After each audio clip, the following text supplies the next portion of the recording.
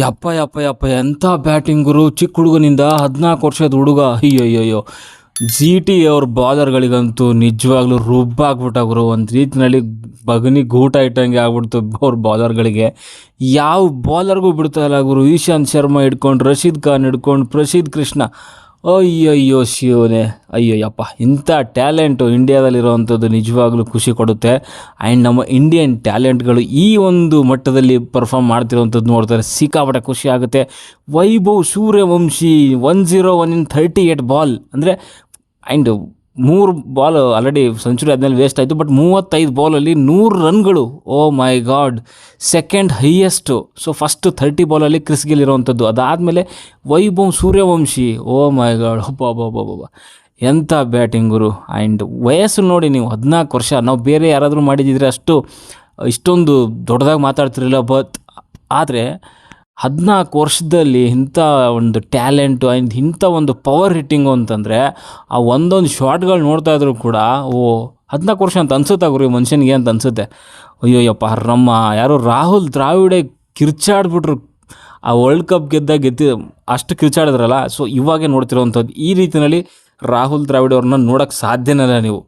Last world cup 2020 world cup ಗೆದ್ದರು. So ಅವಾಗಲೇ ಆ ಒಂದು ರೇಂಜಿಗೆ ಕಿರ್ಚಾಡಿರೋವಂಥದ್ದು ಬಿಟ್ಟರೆ ಇವಾಗೇ ನೋಡ್ತಿರೋವಂಥದ್ದು. ಆ್ಯಂಡ್ ಆ ಮನುಷ್ಯನಿಗೆ ಕಾಲೇನೋ ಮುರಿದೋಗಿದೆ, ಬಟ್ ಆದರೂ ಕೂಡ ಎದ್ದು ಬಿದ್ದು ಫುಲ್ ಕಿರ್ಚಾಡಿ ಫುಲ್ ಜೋಶಲ್ಲಿ ಕಿರ್ಚಾಡ್ತಿರೋವಂಥದ್ದು. ಬಿಕಾಸ್ ಅವರೇ ಸೆಲೆಕ್ಟ್ ಮಾಡಿರೋವಂಥದ್ದು ಅವ್ರನ್ನ ಈ ಒಂದು IPL ಆಕ್ಷನಲ್ಲಿ. ಬಟ್ ಆಡಿರೋವಂಥ 3 ಪಂದ್ಯಗಳಲ್ಲೇ ಇಂಥ ಒಂದು ಪರ್ಫಾರ್ಮೆನ್ಸ್ ಕೊಡ್ತಿದ್ದಾನೆ ಅಂತಂದರೆ, ಇನ್ನು ಮನುಷ್ಯ ಇನ್ನು ಮುಂದೆ ಯಾವ ರೀತಿಯಲ್ಲಿ ದಾಖಲೆಗಳನ್ನು ಪುಡಿ ಮಾಡಲ್ಲ ಅಂತ.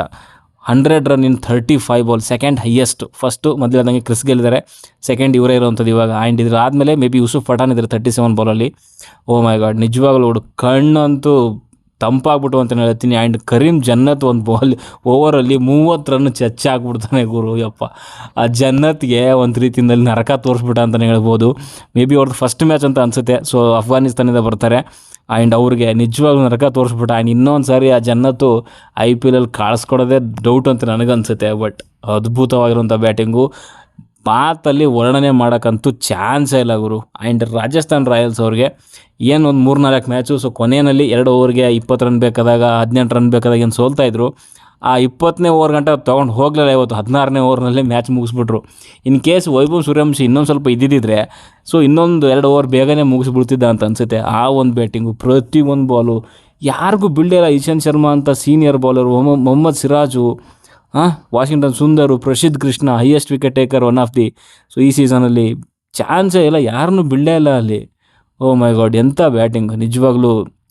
ಇನ್ಕ್ಲೂಡಿಂಗ್ GT ಒಂದು ಪ್ಲೇಯರ್ಸ್ಗಳು, GT ಮ್ಯಾನೇಜ್ಮೆಂಟು, GT ಫ್ಯಾನ್ಸ್ಗಳು. ಸೊ ಎಲ್ಲರೂ ಕೂಡ ಒಂದು ರೀತಿಯಲ್ಲಿ ಸ್ಟ್ಯಾಂಡಿಂಗ್ ಓವೇಷನ್ ಕೊಟ್ಟರುಗಳು ಈ ಒಂದು ಹುಡುಗನ ಬ್ಯಾಟಿಂಗಿಗೆ ಅಂತಲೇ ಹೇಳ್ಬೇಕು. ಆ್ಯಂಡ್ ಇಂಥ ಟ್ಯಾಲೆಂಟ್ಗಳು ಇಂಡಿಯಾದಿಂದ ಬರ್ತಿರೋವಂಥದ್ದು ಖುಷಿ ಆಗುತ್ತೆ. ಆ್ಯಂಡ್ ಇವಾಗ ಸೂರ್ಯವಂಶಿದು ಲೆವೆಲ್ ನೋಡಿ ನೀವು ಯಾವ ರೇಂಜಿಗೆ ಹೋಗಿರುತ್ತೆ ಅಂತ. ಟ್ವಿಟರಲ್ಲಿ, ಸೋಷಿಯಲ್ ಮೀಡಿಯಾದಲ್ಲಿ ಬೇರೆ ಕ್ರಿಕೆಟರ್ಸ್ಗಳು ಇಂಟರ್ನ್ಯಾಷನಲ್ಗಳಿಂದ ಸೊ ರೆಕಗ್ನೇಷನ್ ಸಿಕ್ಕೇ ಸಿಗುತ್ತೆ. ಆ್ಯಂಡ್ ಅತಿ ಚಿಕ್ಕ ವಯಸ್ಸಿನಲ್ಲಿ ಆ್ಯಂಡ್ ಅತಿ ಕಡಿಮೆ ಬಾಲಲ್ಲಿ ಸೊ ಸುಮಾರು ಒಂದು ರೀತಿಯಲ್ಲಿ ದಾಖಲೆಗಳನ್ನು ಅವ್ರ ಹೆಸರು ಬರ್ಕೊಂಡ್ಬಿಟ್ಟಿದ್ದಾರೆ ಇವಾಗ. ಸೊ ಸದ್ಯಕ್ಕೆ ಸಾಕು ಅಂತ ಅನಿಸುತ್ತೆ, ಸಿಕ್ಕಾಪಟ್ಟೆ ಹೊಗಳ್ಬಿಟ್ಟಿದ್ದೀನಿ. ಆ್ಯಂಡ್ 210 ರನ್ಗಳನ್ನ ಒಂದು ಚೇಸ್ ಮಾಡಲಿಕ್ಕೆ ಹೋದಂತಹ ಸೊ ರಾಜಸ್ಥಾನ್ರವರು ಸೊ 15.5 ಓವರ್ಗಳಲ್ಲೇ ಮುಗಿಸ್ಬಿಡ್ತಾರೆ. ಆ್ಯಂಡ್ ಟಾಸ್ ಗೆದ್ದಂಥ ರಾಜಸ್ಥಾನ್ ಅವರು ಸೊ ಬಾಲಿಂಗ್ ಆಯ್ಕೆ ಮಾಡ್ಕೊತಾರೆ. ಸೊ ನನಗೆ ಅದು ಬಾಲಿಂಗ್ ಆಯ್ಕೆ ಮಾಡ್ಕೊಂಡಿದ್ದು ನನಗನ್ಸಿದ್ದೇನು ಅಂತಂದರೆ, ಇವರು ಚೇಸಿಂಗಲ್ಲಿ ಸೋಲ್ತಿದ್ರು ಲಾಸ್ಟ್ ಒಂದು 2 ಓವರ್ಸಲ್ಲೇ ಸೋಲ್ತಿರೋವಂಥದ್ದು ಮ್ಯಾಚು. ಮತ್ತೆ ಯಾಕೆ ಇವರಿಗೆ ಚೇಸಿಂಗ್ ಬೇಕಾಗಿತ್ತು ಅಂತ ಅನ್ನಿಸ್ತು. ಆ್ಯಂಡ್ ಅದೇ ರೀತಿಯಲ್ಲೇ ಬ್ಯಾಟಿಂಗ್ ಏನು ಫಸ್ಟ್ ಆಡೋಕ್ಕೆ ಬಂದಿದ್ದರು.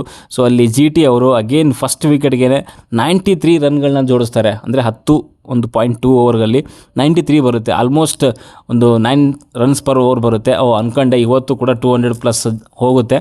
ಆ್ಯಂಡ್ ಇವರೇನು ರಾಜಸ್ಥಾನ್ ರಾಯಲ್ಸ್ ಏನು ಚೇಸ್ ಮಾಡಲ್ಲ. ಸೊ ಅಗೇನ್ GT ವಿನ್ ಅಂದ್ಕೊಂಡ್ಬಿಟ್ಟಿದೆ. ಬಟ್ ಅದಾದಮೇಲೆ ಸೊ ಮತ್ತೆ ಒಂದೇನು ಪಾರ್ಟ್ನರ್ಶಿಪ್ ಬರುತ್ತೆ. ಸಾಯಿ ಸುದರ್ಶನ್ ಆ್ಯಂಡ್ ಶುಭ್ಮನ್ ಗಿಲ್ ಸೂಪರಾಗಿ ಆಡ್ತಾರೆ. And again Sai Sudharsan 39 in 30 ಬಾಲಲ್ಲಿ ಸೊ 130 ಸ್ಟ್ರೈಕ್ ರೇಟಲ್ಲಿ. ಬಟ್ ಶುಭ್ಮನ್ ಗಿಲ್ ತುಂಬ ಚೆನ್ನಾಗಿ ಆಡಿದ್ರು. ಸೊ ಸುದರ್ಶನ್ ಔಟ್ ಆಗ್ತಾರೆ ತೀಕ್ಷ್ಣ ಬೌಲಿಂಗಲ್ಲಿ. So Shubman Gill 84 in 50 ball ಸೂಪರಾಗಿ ಆಡಿದ್ರು. ಆ್ಯಂಡ್ ಜೋಸ್ ಬಟ್ಲರ್ ನಾಟ್ ಉಳ್ಕೊತಾರೆ. ಸೊ 50 in 26 ಬಾಲ್ 192 ಸ್ಟ್ರೈಕ್ ರೇಟಲ್ಲಿ. ಸೊ ಇನ್ನಿಂಗ್ಸ್ನ ಒಳ್ಳೆ ರೀತಿಯಲ್ಲಿ ಎಂಡ್ ಮಾಡ್ತಾರೆ ಅಂತ ಹೇಳ್ಬೋದು. ಆ್ಯಂಡ್ ವಾಷಿಂಗ್ಟನ್ ಸುಂದರ್ ಅವ್ರನ್ನ ಇವತ್ತು ಬ್ಯಾಟಿಂಗ್ ಕರ್ಕೊಂಬರ್ತಾರೆ, 13 ರನ್ನು. ಸೊ ಡೀಸೆಂಟ್ ಸ್ಕೋರ್ ಅಂತಲೇ ಹೇಳ್ಬೋದು. ಬಟ್ ತುಂಬ ಹೈಲೈಟು ಅಂತಂದರೆ ಟಾಪ್ 3ನೇ ಹೇಳ್ಬೇಕು. Sudharsan, Shubman Gill and Jos Buttler super ಆಗಿರೋಂಥ ಬ್ಯಾಟಿಂಗ್ ಮಾಡಿ ಸೊ ಒಂದು ತಂಡದ ಸ್ಕೋರ್ನ 209 ರನ್ಗಳಿಗೆ ತೊಗೊಂಡು ಹೋಗ್ತಾರೆ. ಆ್ಯಂಡ್ ಬಾಲಿಂಗಲ್ಲಿ ತೊಗೊಳಕ್ಕೆ ಹೋದರೆ ತುಂಬ ದುಬಾರಿನೇ ಆದರೂ ಯಾರೂ ಕೂಡ ಒಂದು 8 ಬಿಲೋ ಇಲ್ಲ ಎಕಾನಮಿ ರೇಟ್. ಎಲ್ಲರೂ ಕೂಡ ತುಂಬ ದುಬಾರಿ ಆಗಿದ್ದಾರೆ. ಅದರಲ್ಲೂ ಮುಖ್ಯವಾಗಿ ಮಾತಾಡ್ತಾರೆ. ಸೊ ಯದುವೀರ್ ಸಿಂಗ್, ಸೊ ಅವ್ರನ್ನ ಮತ್ತೆ ಕರ್ಕೊಂಡು ಬಂದಿದ್ರು. 3 ಓವರಲ್ಲಿ 38 ರನ್ ಕೊಡ್ತಾರೆ. ಆ್ಯಂಡ್ ಜೋಫ್ರಾ ಆರ್ಚರ್, ಸೊ ಇವತ್ತು ಯಾಕೋ ಪರ್ಫಾರ್ಮ್ ಮಾಡಲಿಲ್ಲ ಅವರು. ಸೊ 4 ಓವರಲ್ಲಿ 50 ರನ್, ಆಲ್ಮೋಸ್ಟ್ 49 ರನ್ನ ತೊಗೊತಾರೆ. ಆ್ಯಂಡ್ ವಿಕೆಟ್ ಒಂದು ಮಾತ್ರ ಬೀಳುತ್ತೆ ಅವ್ರಿಗೆ. ಆ್ಯಂಡ್ ಈ ಕಡೆಗೆ ಸೊ ಈ ಒಂದು 209 ರನ್ ಏನು ಹೊಡೆದಿದ್ರು. ಸೊ 210 ರನ್ಗಳ ಒಂದು ಚೇಸ್ನ ಬೆನ್ನದಂತ ಸೊ ರಾಜಸ್ಥಾನ್ ರಾಯಲ್ಸ್ ಅವರು ಸೊ ಸ್ಟಾರ್ಟಿಂಗಿಂದನೇ ಒಂದು ಅಟ್ಯಾಕ್ ಮಾಡೋಕ್ಕೆ ಶುರು ಮಾಡಿದ್ರೆ. ಬಟ್ ಒಂದು ಟೈಮಲ್ಲಿ ಇಶಾಂತ್ ಶರ್ಮಾ ಅವರ ಒಂದು ಫಸ್ಟ್ ಬಾಲಲ್ಲೇ ಸೊ ವಿಕೆಟ್ ಒಂದು ತೊಗೊಳ್ಳೋವಂಥ ಅವಕಾಶ ಸಿಗುತ್ತೆ. ಸೊ ಅಲ್ಲಿ ಜೋಸ್ ಬಟ್ಲರ್ ಅವರು ಸೊ ಒಂದು ಸಿಂಪಲ್ ಕ್ಯಾಚ್ ಇತ್ತು, ಸೊ ಹಿಡಿಬೋದಾಗಿತ್ತು. ಬಟ್ ಅವ್ರದ್ದು ವಿಕೆಟ್ ಕೀಪಿಂಗ್ ಈ ಒಂದು ಸೀಸನಲ್ಲಿ ಸಿಕ್ಕಾಪಟ್ಟೆ ಖರಾಬಾಗಿ ನಡೀತಾ ಇದೆ. ಬ್ಯಾಟಿಂಗ್ ತುಂಬ ಎಲ್ಲ ಚೆನ್ನಾಗಿ ಆಡ್ತವ್ರೆ, ಬಟ್ ವಿಕೆಟ್ ಕೀಪಿಂಗ್ ಅಂತ ಬಂದಾಗ ಯಾಕೋ ಬ್ಯಾಡ್ ಲಕ್ ಅಂತ ಅನಿಸುತ್ತೆ. ಬಟ್ ಅವ್ರು ಕ್ಯಾಚ್ ಬಿಡ್ತಾರೆ ಯಶಸ್ವಿ ಜೈಸ್ವಾಲ್ ಅವ್ರದ್ದು. ಸೊ ಅದು ಕ್ಯಾಚ್ ಏನಾದರೂ ಹಿಡಿದಿದ್ದರೆ ಖಂಡಿತವಾಗ್ಲೂ ಸೊ ಸೂರ್ಯವಂಶಿ ಮೇಲೂ ಕೂಡ ಎಫೆಕ್ಟ್ ಆಗ್ತಿತ್ತು. ಆ್ಯಂಡ್ ರಾಜಸ್ಥಾನ್ ರಾಯಲ್ಸ್ ಏನು ರನ್ ಚೇಸ್ ಮಾಡ್ತಿದ್ರು ಅದಕ್ಕೂ ಕೂಡ ಎಫೆಕ್ಟ್ ಆಗ್ತಾಯಿತ್ತು. ಸೊ ಅದು ತುಂಬ ದೊಡ್ಡ ಮಿಸ್ಟೇಕ್ ಆಯಿತು ಅಂತಲೇ ಹೇಳ್ಬೋದು ಜೋಸ್ ಬಟ್ಲರ್ ಕಡೆಯಿಂದ. ಅದಾದಮೇಲೆ ಸೂರ್ಯವಂಶಿ ಆ್ಯಂಡ್ ಜೈಸ್ವಾಲ್ ಇಬ್ಬರು ಕೂಡ ಸರಿಯಾಗಿ ಬಾರ್ಸಾಕ್ಬಿಟ್ರು. First 6 ಓವರ್ಸಲ್ಲಿ 87 Ranna ತೊಗೊತಾರೆ. O my god, 200+ ಏನು ಚೇಸ್ ಮಾಡ್ತಾರೆ ಅಂತಂದಾಗ ಮಿನಿಮಮ್ 6 ಓವರ್ಸಲ್ಲಿ 70 ರನ್ ಬೇಕೇ ಬೇಕು. ಬಟ್ ಇವರು 87 ವಿತೌಟ್ ಲಾಸ್, ಯಾವ ಬಾಲರ್ಗೂ ಬಿಡಲಿಲ್ಲ. ಮೊಹಮ್ಮದ್ ಸಿರಾಜು, ಇಶಾಂತ್ ಶರ್ಮಾ, ವಾಷಿಂಗ್ಟನ್ ಸುಂದರ್, ಕೃಷ್ಣ, ಯಾವ ಬಾಲರ್ಗೂ ಬಿಡಲಿಲ್ಲ. ಎಲ್ಲರೂ ಕೂಡ ಸರಿಯಾಗಿ ಹಾಕಿದ್ರು ಅಂತಲೇ ಹೇಳ್ತೀನಿ.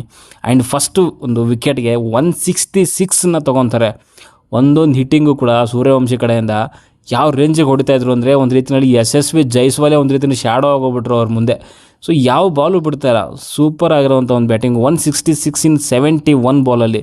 ಓ ಮೈ ಗಾಡ್, ಸೂಪರ್ ಆಗಿರುವಂಥ ಬ್ಯಾಟಿಂಗು. ಆ್ಯಂಡ್ ಫಸ್ಟ್ ವಿಕೆಟ್ ಬೀಳೋವಂಥದ್ದು ಸೂರ್ಯವಂಶಿ ಅವರ ಒಂದು ವಿಕೆಟೇನೆ, ಅದು ನಮ್ಮ ಪ್ರಸಿದ್ಧ ಕೃಷ್ಣ, ಕನ್ನಡಿಗ ಪ್ರಸಿದ್ಧ ಕೃಷ್ಣ ಅವರ ಒಂದು ಬಾಲಲ್ಲಿ ಸೂಪರ್ ಆಗಿರುವಂಥ ಒಂದು ಯಾರ್ಕರ್ ಹಾಕ್ತಾರೆ. ಆ್ಯಂಡ್ ಆ ಥರ ಯಾರ್ಕರ್ಗಳು, ಆ ಥರ ಒಂದು ಕೆಲವೊಂದು ಸ್ಲೋವರ್ ಬೌನ್ಸರ್ಗಳು, ಸೊ ಸ್ಲೋ ಯಾರ್ಕರ್ಗಳು, ಸೊ ಸ್ಲೋವರ್ ಒಂದು ವೈಡ್ ಯಾರ್ಕರ್ಗಳು ಏನಕ್ಕೆ ಹಾಕಲಿಲ್ಲ ಅನ್ನೋದೇ ಒಂದು ಪ್ರಶ್ನೆ ನನಗೆ GT ಕಡೆಯಿಂದ. ಆ್ಯಂಡ್ ಇವತ್ತು ಫೀಲ್ಡಲ್ಲಿ ಸೊ ಕ್ಯಾಪ್ಟನ್ ಆಗಿದ್ದಂಥದ್ದು ಸೊ ರಶೀದ್ ಖಾನ್ ಅವರು, ಶುಭ್ಮನ್ ಗಿಲ್ ಅವರು ಇರಲಿಲ್ಲ.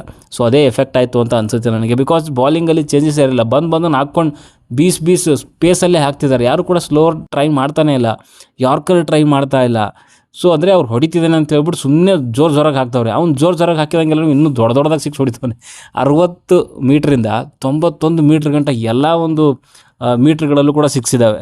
ಸೊ ಈ ಸಖತ್ತಾಗಿರುವಂಥ ಬ್ಯಾಟಿಂಗ್. ಆ್ಯಂಡ್ ಬಾಲಿಂಗಲ್ಲೂ ಕೂಡ ಅಷ್ಟೇ, ಮೊದಲು ಹೇಳ್ದಂಗೆ ಸ್ವಲ್ಪ ಯಾರ್ಕರ್ ಟ್ರೈ ಮಾಡ್ಬೋದಾಗಿತ್ತು, ಬೌನ್ಸರ್ ಟ್ರೈ ಮಾಡ್ಬೋದಾಗಿತ್ತು. ಕೆಲವೊಂದು ಟ್ರೈ ಮಾಡಿದರೆ, ಬಟ್ ಅದು ಲಕ್ ಅಂತ ಹೇಳ್ಬೋದು. ಎಡ್ಜಾಗಿ ಸೊ ಹಿಂದೆ ಬೌಂಡ್ರಿ ಹೋಗ್ತಿತ್ತು, 6 ಹೋಗ್ತಿತ್ತು ಬಿಟ್ಟರೆ. ಬಟ್ ಖಂಡಿತವಾಗ್ಲೂ ಕ್ರೆಡಿಟ್ ಕೊಡಲೇಬೇಕು ಸೂರ್ಯವಂಶಿಗೆ, ಅದರ ಎರಡನೇ ಮಾತೇ ಇಲ್ಲ. ಬಟ್ ಬೌಲಿಂಗಲ್ಲಿ ಸೊ GT ಕಡೆಯಿಂದ ಇನ್ನೊಂದು ಚೂರು ಬೇಕಿತ್ತು ಅಂತ ನನಗೆ ಅನಿಸುತ್ತೆ. ಇನ್ನೊಂದು ಚೂರು ಎಫರ್ಟ್ ಹಾಕಬೇಕಾಗಿತ್ತು, ವೇರಿಯೇಷನ್ಗಳು ಬೇಕಿತ್ತು.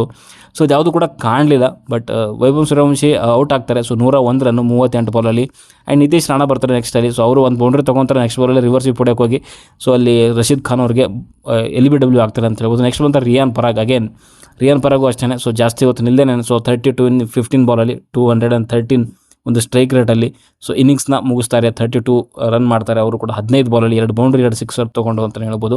ಇದ್ರ ಮಧ್ಯೆ ಇಷ್ಟೆಲ್ಲ ನಡೀತಿರ್ಬೇಕಾದ್ರೆ ಯಶಸ್ವಿ ಜೈಸ್ವಾಲ್ ಒಂದು ಕಡೆಯಿಂದ ಸೊ 70 ರನ್ ಮಾಡ್ತಾರೆ 40 ಬಾಲ್ಗಳಲ್ಲಿ. ಅವರು ಕೂಡ ಅಷ್ಟೇ ಸೂಪರಾಗಿ ಆಡಿದ್ದಾರೆ.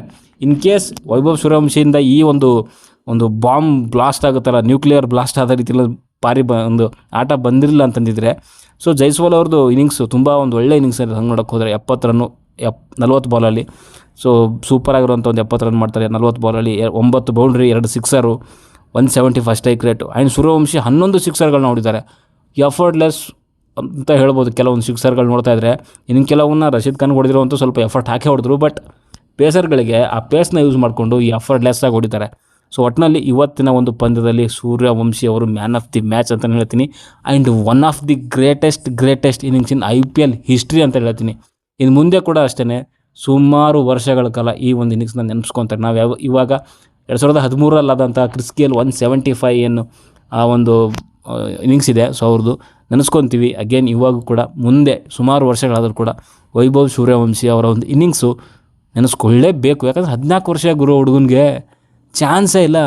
ಇಮ್ಯಾಜಿನೇಷನು ಮಾಡ್ಕೊಳಕ್ಕಾಗಲ್ಲ. ಅಂತ ಒಬ್ಬ ಹುಡುಗ ಬರ್ತಾನೆ, ಈ ರೀತಿಯಲ್ಲಿ ಒಂದು ಇನ್ನಿಂಗ್ಸ್ ಆಡ್ತಾನೆ.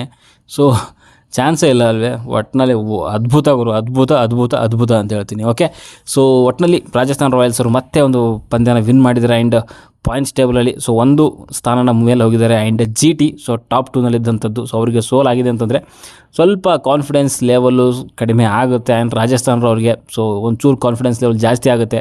ಬರ್ಬೋದು, ನಾವು ಮುಂದೆ ಬರ್ಬೋದು ಅನ್ನೋ ರೀತಿಯಲ್ಲಿ ಬರ್ತಾರೆ. ಆ್ಯಂಡ್ ಸ್ವಲ್ಪ ನೆಟ್ ರನ್ ರೇಟ್ ಕೂಡ ಇಂಪ್ರೂವ್ ಆಗಿರುತ್ತೆ ರಾಜಸ್ಥಾನದವರು. ಓಕೆ, ಮುಂದೆ ನೋಡೋಣ ಯಾವ ರೀತಿಯಲ್ಲಿ ಆಡ್ತಾರೆ ಈ ಒಂದು ರಾಜಸ್ಥಾನ ಅಂತ. ಓಕೆ, ಸೊ ಸದ್ಯಕ್ಕೆ ಹೊಡೆದ್ರೆ ಇಷ್ಟೇ, ವಿಡಿಯೋ ಲೈಕ್ ಮಾಡಿ, ಶೇರ್ ಮಾಡಿ, ಚಾನಲ್ ಸಬ್ಸ್ಕ್ರೈಬ್ ಮಾಡ್ಕೊಳ್ಳಿ ಅಂತ ಹೇಳ್ತಾ ಮುಂದೆ ನೋಡೋದ್ರಲ್ಲಿ ಸಿಗೋವರೆಗೂ ಛಾ ಬಾಯ್ ಬಾಯ್.